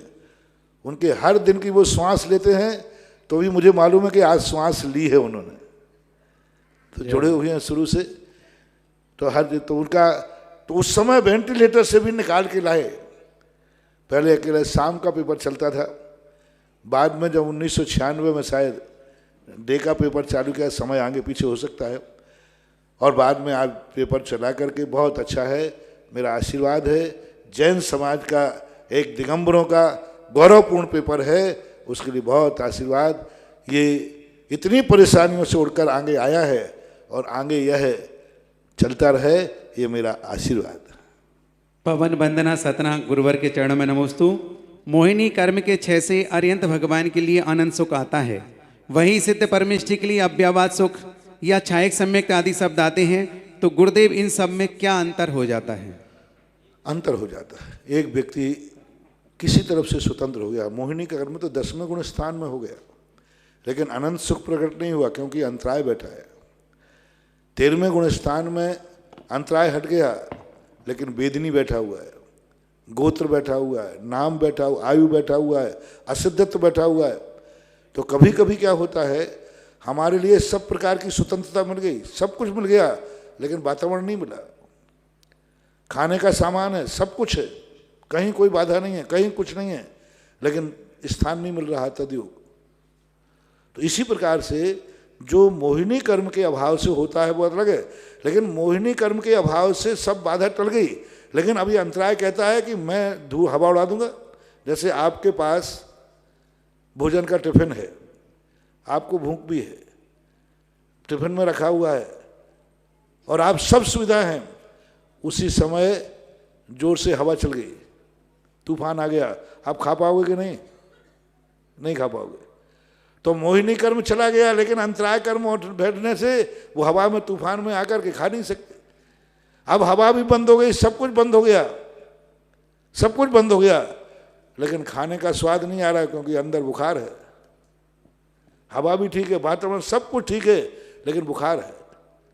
तो अरहंत भगवान के लिए अभी 4 आघातिया कर्म बैठे हुए हैं, उनकी किरकिरी मिली हुई है, अभी उनको किरकिरा स्वाद आ रहा है। ब्रह्मदेव सूर्य ने लिखा कि अरहंत भगवान ने अभी भी पुद्गल कर्मों को ग्रहण करना छोड़ा नहीं, और जब तक वो पर पदार्थ को ग्रहण करेंगे तब तक वे 18,000 शील के व्रतों से सहित नहीं होंगे। अरहंत भगवान भी 18,000 शील के व्रतों से सहित नहीं है, 18,000 शील के दोषों से रहित नहीं है, क्योंकि वो अभी भी पर पदार्थ को ग्रहण कर रहे हैं, ईर्यापत आश्रव। फिर प्रश्न उठाया 14वें गुण स्थान में मान लें, तो बोले नहीं, 14वें गुण स्थान में उन्होंने चोरी करना तो छोड़ दिया, लेकिन चोरी का माल तो अभी है, यानी नए कर्मों का आना तो छूट गया, लेकिन पुराने जो कर्म बांधे हैं वो तो अभी सत्ता में पड़े हैं, इसलिए वहाँ अभी नहीं है। तो ऐसी स्थिति में लेकर के स्वयं गुण तो प्रकट हो गया, लेकिन दूसरे गुण स्वतंत्र न होने से वो हमारे लिए बाधक बन जाते हैं, ऐसा मानना चाहिए। श्रीमती सुशीला भाभी RK ग्रुप प्रतिमाधारी, महाराज श्री के चरण में पूरे परिवार का नमोस्तु। महाराज श्री, आपने प्रवचन में कहा कि संसार में आना तो आ गए, लेकिन संसार से निकलने का रास्ता हम ऐसा क्या करें कि हमारा संसार छूट जाए और वापस संसार में नहीं आए, कृपया कर समाधान करें। उसी के लिए तो है सम्यक दर्शन ज्ञान चारित्राणि मोक्ष मार्ग। सम्यक दर्शन ज्ञान चारित्र व्रत प्रतिमाएं सब ये संसार से निकलने के ही उपाय हैं। जितना ज़्यादा व्यक्ति अपनी कसायों पर, जितना व्यक्ति अपने विपरीत विभाव परिणामों पर संभाल करेगा, उतने वो संसार से बाहर निकलेगा। अगली जिज्ञासा रिकॉर्डिंग के माध्यम से। गुरुवर नमोस्तु नमोस्तु नमोस्तु। रमेश गदिया गांधीधाम से। गुरुवर, आज देश के अंदर एक बड़ी विचित्र स्थिति देखने को मिली। जितने भी देश में शराब की दुकानें हैं, उन पे 3-3, 4-4 किलोमीटर की लाइन मिली। गुरुवर, ऐसे लग रहा था जैसे कोई फ्री में कोई राशन बांट रहा हो। गुरुवर, एक तरफ सरकार कह रही है कि अपने को कोरोना से बचना है, दूसरी तरफ सरकार ये शराब की दुकानें खोलकर सबको शराबी बना रही है। गुरुवर, क्या ये अपने देश के लिए शोभा देता है? गुरुवर, आप कुछ हमारी सरकारों को और हमारे प्रशासन को कुछ ऐसा उपदेश देवें ताकि देश को बचा सके। ये रामचंद्र जी का देश है और इस देश में ऐसा चल रहा है, जबकि मौत ऊपर तलवार लेके खड़ी है तो भी देश समझने को तैयार नहीं है। गुरुवर, कृपया आप कुछ मार्गदर्शन दें। नमोस्तु नमोस्तु। जिनको जो मेरा उपदेश सुनते हैं वे शराब पीते नहीं हैं, और जो पीते हैं वो शराब सुनते नहीं, वो प्रवचन सुनते नहीं। राज्य सरकारें भी नहीं सुनती। अब उनकी अर्थव्यवस्था इस समय ऐसी डगमगा रही है, क्या पोजीशन बनी, क्या स्थिति बनी, क्यों किया, ये सब हमारे ज्ञान से परे है। हालांकि ये कोई समस्या का समाधान नहीं है। भले ही हम आर्थिक बने। अभी एक व्यक्ति ने कहा था, एक जोक आया था बहुत अच्छा। उसने कहा, शराबी बोलता है, शराब बोलती है, जब मैं फ्री की पीता हूँ तो सरकार बदल देता हूँ, और जब पैसे की पीता हूँ तो अर्थव्यवस्था बदल देता हूँ। यानी चुनाव के समय फ्री की पिलाते हैं तो हम उसी को वोट देते तो सरकार बदल जाती है, क्योंकि चुनाव के समय सबको फ्री पीने मिलती है। और इस समय पैसे से खरीद के पी रहा हूँ तो सरकार देश की अर्थव्यवस्था बना देता हूँ। यानी शराब ने कहा, मैं दोनों तरफ से देश के काम आती हूँ। तो अब ये स्थितियाँ ऐसी बन रही हैं जिनके संबंध में क्या कहें। अब कुछ बोलना ठीक नहीं है, ये समस्या का समाधान नहीं, क्योंकि इससे और ज़्यादा अपराध और बढ़ेंगे। इससे ज़्यादा और ज़्यादा, भले हम ये सोच रहे हैं कि हमें इससे आर्थिक आय हो जाएगी, लेकिन आर्थिक आय हो जाने से लोग कितने नष्ट हो जाएंगे। अब देखना, ये दुकानें खुलने के बाद कोरोना की संख्या कितनी बढ़ जाएगी, लाखों पे पहुंच जाएगी एकदम, क्योंकि शराब पीने वाले को होश ही नहीं रहता कि वो क्या कर रहा है। और घर में जा कर के, घर में सारे लोग घर में रुके हुए हैं और शराब पी करके जाएंगे तो घर में मार काट चालू हो जाएगी, मारपीट चालू हो जाएगी, घरों की अशांतियां हो जाएंगी। अभी कम से कम बिना शराब के घरों में कैद थे, अब शराब पिएंगे घर में तो बाहर तो हल्ला गुल्ला कर नहीं पाएंगे, सारे घर में ही मारेंगे मम्मी को, पत्नी को, बेटों को। तो ये गलत हो रहा है, ठीक नहीं। अगली जिज्ञासा रिकॉर्डिंग। गुरुवर नमोस्तु नमोस्तु नमोस्तु। रमेश गदिया गांधीधाम से। गुरुवर हो गई, ये तो हो गई। अगली अगली ले ली। अनिल जैन पापड़ीवाल कोटा नमोस्तु। गुरुवर, जैसा कि आपने बताया था कि जन्म के 12वें दिन नामकरण संस्कार होता है, तो जैन धर्म के अनुसार उसकी विधि क्या है? समाधान करें। काय का? बच्चे का जन्म होता है तो 12वें दिन नामकरण संस्कार। नामकरण संस्कार वही वाली विधि है। अब अभी इस समय लॉकडाउन है, बाद में करना।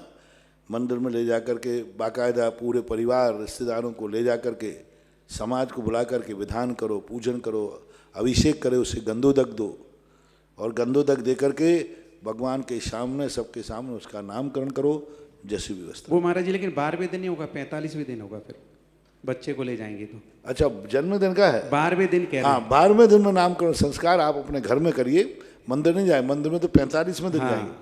12वें दिन में जो घर में संस्कार करना है, सारे परिवार रिश्तेदार मिलकर के एक मांगलिक रूप से मंगलाष्टक आदि पढ़ करके और उसका नाम स्थापित करते हैं। सब सम्मति से शुभ शगुन करना चाहिए। आगे बोलो। परम पूज्य निर्यापक श्रमण के चरणों में पार्श्वोदय क्षेत्र में स्थित सभी बहनों का कोटि नमन। मुनिश्री, एक जिज्ञासा है कि आगम में भावलिंग और द्रव्यलिंग का जब प्रसंग आता है तब प्रायः सभी लोग मुनियों के 6वें 7वें गुणस्थान में ही भावलिंग आदि का कथन करते हैं, लेकिन क्या व्रति, आरिका, क्षुल्लक, अविरत, सम्य दृष्टि, इनमें भावलिंग द्रव्यलिंग का घटित नहीं होता क्या? यदि होता है तो हम कैसे समझे? भले बाहर से नहीं, पर परिणामों से तो स्वयं जान सकते हैं कि हम भावलिंगी हैं क्या द्रव्यलिंगी। यदि हम जान सकते हैं तो हम अपनी ऐसे कौन से परिणामों से जानें कि हम भावलिंगी हैं या द्रव्यलिंगी? मुख्य रूप से मुनि को ही लिंग शब्द का प्रयोग किया जाता है। हालांकि पूज्यवर कुंद स्वामी ने 3 लिंग स्वीकार किए, एक मुनि का, एक आरिका का और एक उत्कृष्ट श्रावक क्षुल्लक एलक का। लिंग आना होता है पहचान, चिन्ह, जिससे हम जान जाते हैं कि आरिका है, जिससे हम जान जाते हैं क्षुल्लक है, जिनसे जान जाते हैं कि मुनि महाराज है। तो इनको बोलते। तो ऐसी स्थिति में श्रावकों के लिए वर्णन आया, द्रव्यव्रत के नाम से आया। भावलिंग और द्रव्यलिंग शब्द का जो अर्थ है, ये मुनियों के लिए ही प्रयोग किया है। द्रव्यलिंग और भावलिंग आरिकाओं के लिए नहीं है, क्षुल्लक के लिंग नहीं। इनके लिए कहा द्रव्यवृत्ति और भाववृत्ति, ये उल्लेख आया है शास्त्रों में, श्रावकाचारों में। द्रव्यवृत्ति यानी वह जैसे मुनिराज द्रव्य से मुनि हैं, भाव से मिथ्या दृष्टि है, अभव्य है। ऐसा ही कोई आरिका बाहर से आरिका है लेकिन भाव से मिथ्या दृष्टि है, अभव्य भी आरिका हो सकती है। ऐसा नहीं कि पुरुष में ही भव्य होते हैं, अभव्य भी आरिका हो सकती है। एलक क्षुल्लक भी अभव्य हो सकते हैं, मिथ्या दृष्टि हो सकते हैं। बाहर से भेद से चर्या सब पल रही है लेकिन अंदर से मिथ्या दृष्टि हो सकते। प्रतिमाधारी भी हो सकता है, 2 प्रतिमाधारी अभव्य हो सकता है, मिथ्या दृष्टि हो सकता है, द्रव्यवृत्ति हो सकता है। और द्रव्यवृत्तों के उदाहरण वर्तमान युग में बहुत सारे मिलते हैं कि द्रव्यवृत्त लेकर के उन्होंने जाकर के इस प्रकार का कार्य किया। तो बहुत हो सकते हैं। अभिरत सम्यक दृष्टि में भी चरणानुयोग के अनुसार द्रव्यवृत्ति हो सकता है। बाहर से पूजा पाठ कर रहा है, अंदर से मिथ्या दृष्टि है, अभव्य भी है, तो कोई बाधा नहीं है। लेकिन भावलिंग और द्रव्यलिंग शब्द का प्रयोग पर्टिकुलर मुनि के लिए ही किया जाता है। अगली जिज्ञासा। को मेरा और मेरे पूरे परिवार की ओर से त्रिकाल गाय नमोस्तु। मैं लक्ष्य जैन कोटा दादाबाड़ी से। गुरुवर, मेरी जिज्ञासा है कि लौकिक और अलौकिक शिक्षा में क्या अंतर है? कृपया मेरी शंका का लौकिक का समझ गया। लौकिक का अर्थ होता है जो लोक व्यवहार में क्रियाएं की जाती, वो लौकिक क्रियाएं कहलाती हैं। लौकिक शिक्षा, पारलौकिक शिक्षा। हाँ, लौकिक क्रियाएं। अब लौकिक क्रिया जो लोक के लिए, जिसमें मां संसार के लिए की जाए, वो लौकिक क्रिया। अब उसके अनेक रूप हैं। जैसे शिक्षा के संबंध में आए तो लौकिक शिक्षा जो नौकरी के लिए, आजीविका के लिए, कमाई के लिए, जीवन चलाने के लिए, क्या वो लौकिक शिक्षा है। लौकिक कार्य होते हैं, लौकिक व्यवस्थाएं होती हैं, तो वो कह, और पारलौकिक वो कहलाती है अलौकिक। अलौकिक यानी अदृश्य की ओर, इंद्रियों से हट करके अदृश्य की ओर जो क्रिया की जाती है वो अलौकिक क्रिया कहलाती है। जैसे धर्म की क्रियाएं अलौकिक क्रियाएं हैं, मोक्ष जाने की क्रियाएं अलौकिक क्रियाएं हैं। लुक्यन्ते इति लोकाः, जो देखा जाए, जो प्रत्यक्ष में दिया जाए, जो इंद्रियों के लिए किया जाए, वो सब लौकिक कहलाता है। और जो अतीन्द्रिय के लिए किया जाए, अदृश्य को प्राप्त करने के लिए किया जाए, वो अलौकिक कहलाता है। अगली जिज्ञासा पुनः। गुरुवर के चरणों में मेरा और मेरे पूरे परिवार की ओर से त्रिकाल बार नमोस्तु नमोस्तु नमोस्तु। मैं प्रियांशी जैन, कोटा दादाबाड़ी से। गुरुवर, मेरी जिज्ञासा है कि जब हम विद्यालय जाते हैं तो हमें कई डिग्रियां प्राप्त होती है, जैसे हम डॉक्टर, इंजीनियर, टीचर, ऐसी कुछ भी बन जाते हैं। लेकिन जब हम पाठशाला जाते हैं तब हमें कोई डिग्री प्राप्त नहीं होती। फिर हम पाठशाला क्यों जाते हैं? कृपया मेरी शंका का समाधान करें। डिग्री वहाँ इसलिए देते हैं क्योंकि वहाँ डिग्री के लिए दूसरे के यहाँ जाना पड़ता है, विश्वास दिलाना पड़ता है कागज़ के टुकड़े का। पारमार्थिक स्थान आत्मा का स्थान है, यहाँ स्वयं के ऊपर स्वयं का विश्वास करना है। स्वयं के लिए कौन सी डिग्री चाहिए? वहाँ तो क्या है कि डिग्री इसलिए चाहिए, व्यापार करने वाले को कोई डिग्री नहीं चाहिए, जो नौकरी नहीं करना उसको कोई डिग्री नहीं चाहिए, डिग्री का कोई मूल्य भी नहीं होता। डिग्री उनको ली जाती है जब किसी को हम सामने वाले को विश्वास दिलाएं कि मैं पढ़ा लिखा हूँ। जब किसी को हमें मरीज को देखना है तो हमें दिखाना पड़ेगा कि भाई मैं तुझे दवाई दे रहा हूँ, तो किस बेस पे दे रहा हो? मैं पढ़ा लिखा हूँ, डिग्री है, लिखी हुई है। इंजीनियर को हम जब इंजीनियर दूसरे का मकान बनाएगा तो कहेगा किस आधार पर तुमने ये सरिया बताया? मैं इंजीनियर हूँ। जब दूसरे को विश्वास में लिया जाता है तब डिग्री की जरूरत होती है। धर्म में दूसरे को विश्वास नहीं लेना, दूसरे के यहाँ से कुछ हमें प्राप्त नहीं करना। वहाँ तो हमें दूसरे के यहाँ से धन चाहिए, 9 पैसा चाहिए, इसलिए हमें डिग्री चाहिए। लेकिन यहाँ तो हमें खुद अपने आत्मा का विश्वास जीतना है, हमें खुद आत्मा के लिए प्राप्त करना है, आत्मा के लिए करना है। इसलिए यहाँ डिग्री की जरूरत नहीं है। अब स्वयं के लिए क्या डिग्री लूँ ऐसा। बाकी व्यवहार की दृष्टि से जब नौकरी का रूप आ जाएगी पाठशाला, जैसे सांगानेर संस्थान में पढ़ाई होती है, वहाँ डिग्री दी जाती है उपाध्याय की, वरिष्ठ उपाध्याय की, शास्त्री की, प्रथम की, आचार्य की, क्योंकि उससे उनको कमाई करना है, वो नौकरी पर जाना है। इसलिए पाठशाला से तो मात्र अपने आत्मा का विश्वास जीतना है, इसलिए डिग्री की जरूरत नहीं। फिर भी डिग्री दी जाती हैं तो दे देना चाहिए। पहले भाग की डिग्री अलग दे दो, प्राइमरी। हाँ, तो पाठशाला में अब मिलेगी डिग्री तुम्हें। मान लो पाठशाला में तो क्या पहला भाग 5वीं तक कौन सी डिग्री मिलती है? एक सर्टिफिकेट मिलता है। मिडिल तक भी कोई डिग्री नहीं होती, हाई स्कूल के बाद फिर डिग्री होती है। तो इसी प्रकार ये 12 वर्षीय कोर्स आप करिए, आपको बराबर सांगानेर से डिग्री मिलेगी। जय हो। 12 वर्ष में पूरा डिग्री मिलेगी। हर 3 साल के बाद डिग्री मिलती है वहाँ पर और दी जाएगी डिग्री। बहुत अच्छे से। अगली जिज्ञासा। नमोस्तु भगवान, मैं रश्मि सांगानेरिया जयपुर से। मेरा और मेरे परिवार का आपके चरणों में बारंबार नमोस्तु। महाराज जी, आज महाभारत में श्री कृष्ण अर्जुन को युद्ध भूमि में उपदेश दे रहे थे। ऐसा लग रहा था जैसे जैन धर्म का मर्म ही समझा रहे हों। एक एक बात वो ही थी, लेकिन वह युद्ध भूमि थी। तो महाराज जी, उस समय की मनोदशा का वह कौन सा स्तर रहा होगा? कृपया समाधान कीजिए। कोई भी चीज़ हो, जब किसी भी चीज़ को प्राप्त करना है तो निर्मोही बनाना ही पड़ेगा।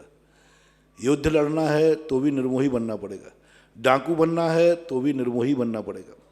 डाकू जब तक मोह करेगा, डर लगेगा, भय लगेगा, वो डाकू नहीं बन पाएगा। डाकू कितना निर्मोही होता है, शरीर से चिंता नहीं, किसी से चिंता नहीं। योद्धा को भी निर्मोही बनना है और मोक्ष मार्ग में साधु बनना है तो भी निर्मोही बनना है। किसी भी चीज़ में हमें कोई चरम सीमा तक पहुंचना है तो हमें निर्मोही बनना ही पड़ेगा। और जब चरम सीमा तक पहुंचना है तो हमारे पास जो है उसे हमें खोना पड़ेगा, प्राणों की आहुति देना पड़ेगी। तो वहाँ युद्ध की बात थी, वहाँ पांडवों कौरवों से लड़ना है, यहाँ कर्मों से लड़ना है। और लड़ने के लिए दोनों योद्धा है। तो इसलिए उपदेश तो एक समान रहता है, लेकिन लक्ष्य अंतर है। वहाँ विनाश की तरफ जा रहे हैं, वहाँ हिंसा की तरफ जा रहे हैं। वो हिंसा के लिए निर्मोही बन रहा है, जैसे साधु और डाकू दोनों निर्मोही हैं, दोनों जंगल में रह सकते हैं, लेकिन वो हिंसा के लिए, लूटने के लिए जंगल में रह रहा है और साधु कल्याण करने के लिए। लक्ष्य में बहुत अंतर है। उपदेश तो सामान्य रूप से एक सा ही होता है। उस समय अपन को देखना चाहिए कि यहाँ पर हिंसा के लिए ललकारा जा रहा है, परिग्रह के लिए ललकारा जा रहा है, और धर्म में जब आता है तो परिग्रह हिंसा के लिए नहीं, अपने आप में आप प्राप्त करने के लिए किया जाता है, ऐसा माना जाता है। अगली जिज्ञासा। शुभम जैन नैनधरा नमोस्तु गुरुवर। महाराज श्री विग्रह गति में जा रही आत्मा को क्या कोई ज्ञानधारी जीव अपने ज्ञान के द्वारा देख सकता है? नहीं देख सकते। अवधि ज्ञानी कोई सर्वावधि बड़ा अवधि ज्ञान है तो वो उनके कर्मों को देखकर, क्योंकि कर्म प्रकृतियां उनकी हैं और कर्म प्रकृति अवधि ज्ञान का विषय बन जाता है, विशेष बड़े अवधि ज्ञान का विषय बन जाता है, तो वो अवधि ज्ञान से बता सकते हैं, बाकी आत्मा को तो नहीं जान सकते। एकता जैन हुगली बंडील, गुरुदेव के चरणों में नमोस्तु। इस लॉकडाउन के समय हम जो व्रत रखते हैं बगैर देव दर्शन के, यह उचित है या अनुचित है? ठीक कि है, हम सूर्य दर्शन, एक मिनट महाराज जी, बता चुका हूं मैं, इस संबंध में खूब कई बार बता चुका हूं। नहीं, इसमें लिखा है कि क्या हम सूर्य दर्शन करके भी व्रत रख सकते नहीं, हैं? ये भी बता चुका हूं मैं, सूर्य दर्शन करके नहीं कर सकते, इससे मिथ्यात्व का समर्थन होगा। पूज्यवर चामुंड राय ने 40 साल के अंदर ये प्रश्न उठा के कहा, क्या हम भावनात्मक रूप से किसी भी चीज को भगवान का रूप देख करके दर्शन कर सकते हैं? उन्होंने कहा नहीं, इससे मिथ्यात्व का पोषण होगा, क्योंकि आपको भगवान दिख नहीं रहे तो लोग यही समझेंगे कि ये विमान सूर्य को नमस्कार किया जा रहा है। जी गुरुवर नमोस्तु नमोस्तु नमोस्तु। रमेश गदिया गांधीधाम से। गुरुवर, एक दिन एक व्यापारी के यहाँ 15-20 आदमी काम करते थे। एक दिन उसने सबको बुलाया और बोला कि जाओ इस कमरे के अंदर, तुम आज दिन तक कहते थे ना कि हमारे को आगे कौन नहीं बढ़ने देता, तो जो आदमी आगे नहीं बढ़ने देता वो उस कमरे के अंदर बैठा है, जाके मिलो आप उससे। तो उसने एक एक आदमी को भेजता गया कमरे में, एक एक जाना जाता गया और दूसरे कमरे में निकलता गया। ऐसे करते करते 15 आदमी उस कमरे में गए और कमरे में जाने के बाद सब दूसरे कमरे में आ गए। दूसरे कमरे में वो सेठ बैठा था। सेठ ने मीटिंग से निकलते ही उन 15 आदमियों को बोला कि क्या मिला, तो किसको देखा? तो सब कहने लगे कि कुछ नहीं था, वहाँ तो चारों तरफ कांच थे और हमारा ही चेहरा दिख रहा था, हम अपने से ही मिल के आ गए। तो गुरुवर, उस सेठ ने उनको बोला कि उन 15 आदमियों को कि तुम्हारा कोई दुश्मन नहीं है, तुम स्वयं अपने दुश्मन हो, क्योंकि तुम खुद ही अपने को आगे बढ़ने के लिए रोकते हो, क्योंकि तुम्हारे में इतना आत्मविश्वास नहीं है कि तुम आगे बढ़ सकते हो। गुरुवर, मेरी आपसे ये जिज्ञासा कि आप जो स्वयं चतुष्टय की अभी जो पिछले 2 महीने से प्रवचन दे रहे हैं, तो क्या हम भी हमारा स्वयं चतुष्टय को इसी प्रकार नहीं प्राप्त कर पा रहे हैं? बिल्कुल इसी प्रकार का मानना चाहिए। इस पर मैं प्रवचन दे रहा हूँ। अभी 3 दिन पहले मैंने प्रवचन दिया था, कहीं स्व चतुष्टय के दुश्मन हम खुद ही तो नहीं है। हमारे स्व चतुष्टय के चमत्कार, अतिशय अप्रत्याशित शक्तियाँ भरी पड़ी हैं, कहीं हमने खुद ही अपने हाथों से पैर पे कुल्हाड़ी तो नहीं पटक ली? हमने स्व चतुष्टय को मैंने अपने हाथों से अपना स्वभाव तो नष्ट नहीं कर लिया? इस संबंध में हमारे प्रवचन चल रहे हैं, आप सुनते जाइए। ये स्व चतुष्टय बहुत विस्तृत विषय है। ये लॉकडाउन में तो क्या, लॉकडाउन खत्म हो जाएगा, लेकिन स्व चतुष्टय चलता रहेगा। अनिल पटवारी भेजौलिया नमोस्तु गुरुवर। तीर्थंकर भगवान के जो 34 अतिशय होते हैं उनमें घाती कर्म के 6 से उत्पन्न अतिशय में सर्व विद्येश्वरता का नाम का अतिशय क्या होता है? कृपया मार्गदर्शन करें। कौन सा? सर्व विद्येश्वरता। विद्येश्वर, सर्व जी का प्रभाव, सर्वव्यापक, उनको कहीं से कोई बाधा नहीं है, ऐसा माना। सर्व विद्यु से न सबका ज्ञान, विद्युत शब्द से यदि है तो सब प्रकार व्यापकता मानना चाहिए। प्रेमचंद जी सामरिया इंदौर नमोस्तु गुरुवर। महाराज श्री जिनेन्द्र देव वीतरागी होते हैं, धर्म भी वीतराग होता है, लेकिन जो आशीर्वाद देते हैं वह भी क्या वीतरागी होते हैं? कृपया समाधान करें। वीतराग को इनको कारण में कार्य का उपचार करके वीतरागी कह सकते हैं, क्योंकि राग वह कहलाता है हमारे यहाँ जो पर्टिकुलर व्यक्ति विशेष को हो, और जो व्यापक हो जाता है वो वीतरागता का कारण बनता है। इसको ऐसा वीतरागी कह सकते हैं कि सोने को शुद्ध करने के लिए भट्टी में अग्नि जलाना पड़ती है, लेकिन वो अग्नि सोने को राख नहीं करती, सोने को खरा करती है। तो जो मुनियों का जो राग होता है वो सोने को खरा करने के समान, आग के समान है। दीपक भी आग है, वो भी जलती है, और एक सामान आग भी जलती है, लेकिन दोनों में अंतर है। पंडित वैभव जैन शास्त्री जालना, नमोस्तु गुरुवर। 24 ठाना के स्वाध्याय के समय आई कुछ जिज्ञासा हैं, जैसे कि भाव स्त्री वेद में छायक सम्यक दर्शन कैसे संभव है? दूसरा, अनंतानुबंधी कसाय में सभी लेस्याएं कैसे संभव है? तीसरा, भाव स्त्री वेद में असंगी कैसे हो सकता है? पहला है, भाव स्त्री वेद में छायक सम्यक दर्शन कैसे संभव है? भाव स्त्री वेद में छायक सम्यक दर्शन कोई बाधा नहीं। भाव स्त्री वेदी छायक सम्यक दर्शन प्राप्त करके मोक्ष जा सकते हैं। छायक सम्यक दृष्टि होने के बाद फिर उसको स्त्री वेद में जन्म नहीं लेगा। इसके दो व्याख्यान करना। पहला, छायक सम्यक दर्शन यदि हो गया है तो अब तो वो भावलिंग पुरुष में ही जाएगा, लेकिन कोई स्त्री वेदी है तो स्त्री वेदी, नपुंसक वेदी तीनों छायक सम्यक दर्शन प्राप्त कर सकते हैं, क्योंकि छपक श्रेणी में 9वें गुण स्थान में तीनों वेदों का उदय वाला छपक श्रेणी चढ़ सकता है। इस अपेक्षा से मानना कि सम्यक दर्शन किसी भाव स्त्री वेदी ने छायक सम्यक दर्शन प्राप्त किया तो कर सकता है, कोई बाधा नहीं। नपुंसक वाला भी कर सकता है, ऐसा मानना चाहिए। दूसरा, अनंतानुबंधी कसाय में सभी लेस्याएं कैसे संभव है? क्यों नहीं, मंद कसाय होती है, कसाय अलग चीज़ है। अनंतानुबंधी कसाय तो इसलिए है वह कि वह मोक्ष मार्ग को लक्ष्य नहीं बनाती, बस आत्म कल्याण का लक्ष्य नहीं बनाती, बस वस्तुतः कसाय की मंदता है वहाँ पर। यदि वो मोक्ष मार्ग का लक्ष्य बना ले तो फिर वो अप्रत्याख्यानावर्णी कसाय हो जाए। सम्यक दर्शन नहीं होने दे रही है, बाकी कसाय तीव्र करे ऐसा कोई नियम नहीं।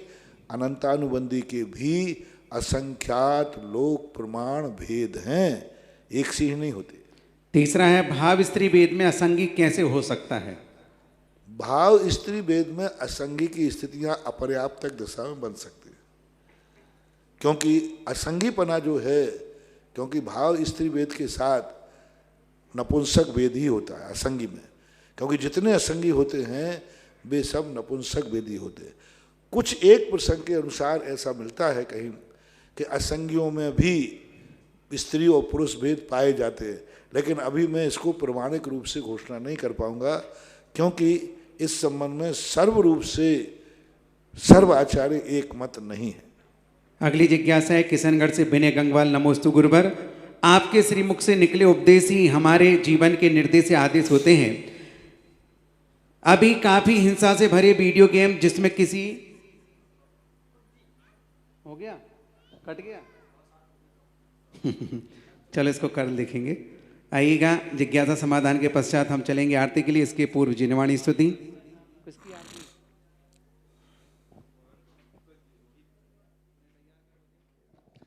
जिनवाणी स्तुति करेंगे।